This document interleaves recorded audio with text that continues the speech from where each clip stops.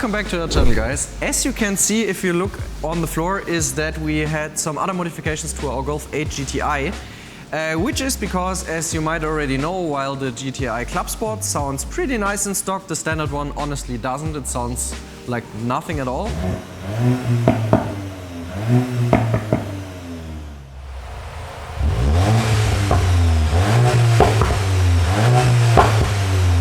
Which is why we installed a different exhaust system. And maybe Dani, you can tell us what exactly we did here. Well, as you mentioned already, we were not really happy with how the car sounded in stock. So we contacted Eisenmann Exhaust Systems. Actually, they're pretty close to our company, so it's around 1 hour drive. And we gave them a call and asked, hey, do you guys have something for the Golf 8 GTI? They said not yet, but they are interested in developing something for it. So we gave them our car to develop an exhaust system for it. Very good. Yeah. Yeah, and maybe before we head over to the car and actually take a look at the new system, keep in mind that the stock system has a mid-silencer, and you will see if we head over that the other one doesn't, which probably makes also a huge difference for the sound. So I would say enough of the stock system, let's head over and take a look at the car.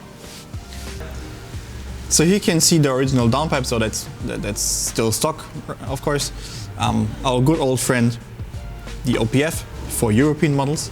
As the car has not been released for the US market, pretty sure it will not be there for the US models, but definitely. On the European models it is. The good thing is it's not like close to the engine as on the old 2.0 TFSIs with OPF, so it's actually a little bit farther back, which helps a ton to get rid of the exhaust gases a little bit quicker, because if it's too close to the downpipe you have like a lot of back pressure. Here you can see, or you cannot see the mid-silencer. Exactly.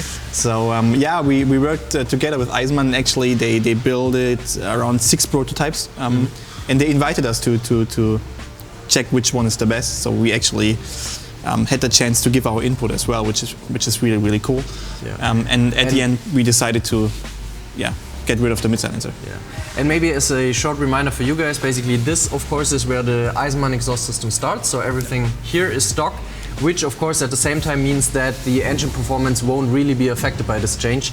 It's really just for sound, since the engine performance with our performance increasement basically is already where we want it to be, which is why the exhaust system starts post OPFs, post downpipe at this point. Correct, and it's a 3-inch diameter from the OPF back. What is interesting as well, or pretty important, it is 100% street legal in Europe. So even without the mid-silencer, Eisenmann managed to pass all the emissions tests, so noise levels, which is really cool. And also what you can see, the exhaust doesn't have flaps, but the stock one doesn't have flaps as well. So it's basically like the stock one. Just better sounding, and especially in this area, way more pretty, in my opinion. Yeah, and you can see the Eisenmann E. Which is really cool, really nice details. Exhaust tips are sharper and bigger, I guess. And a lot bigger, which suits the car kind of well, if you ask me. Yeah, definitely.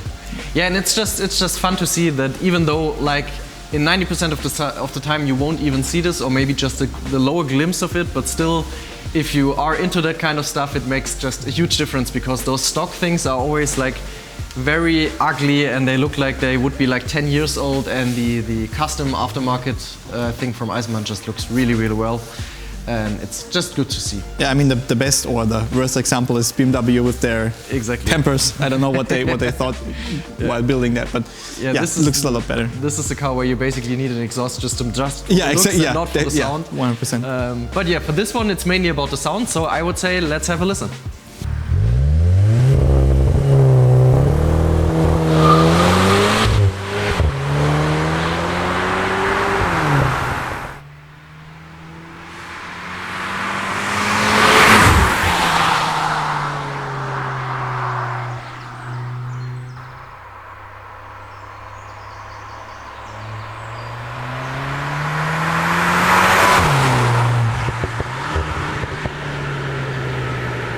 Alright, so we're driving our Golf 8 GTI with the Eisenmann exhaust. You already had a chance to drive the car for a few hours.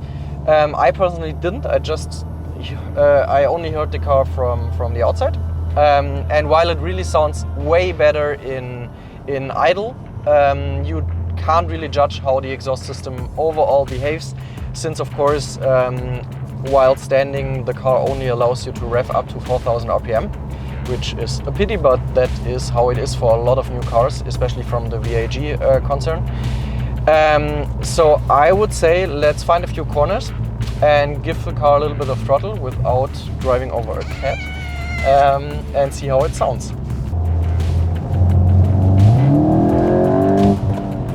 Yeah, that's definitely way better. It's a lot better than stock.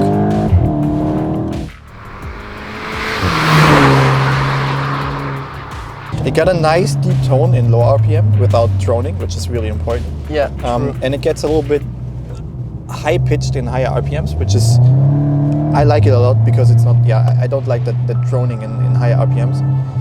And during the development, I mentioned it before, Eisenmann tested it around 6 prototypes with mid-silencer, without different styles of back silencers and so on.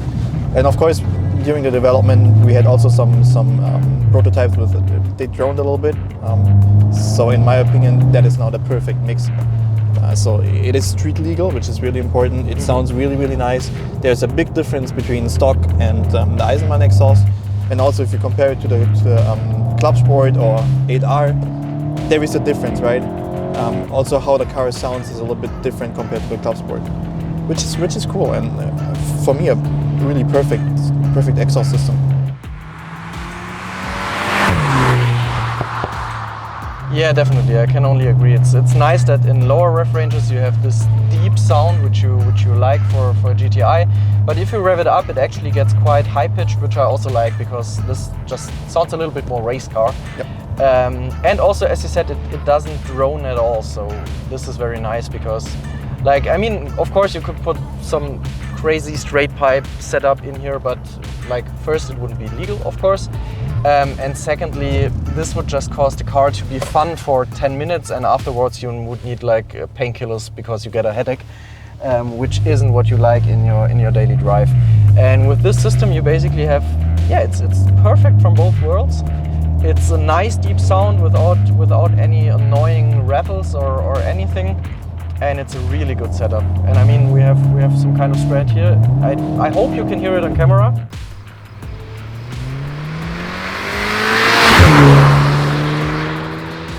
But it gets really aggressive if you hear this. And then if it shifts up, it gets a little bit lower again. So I really like it. It's a really good exhaust system.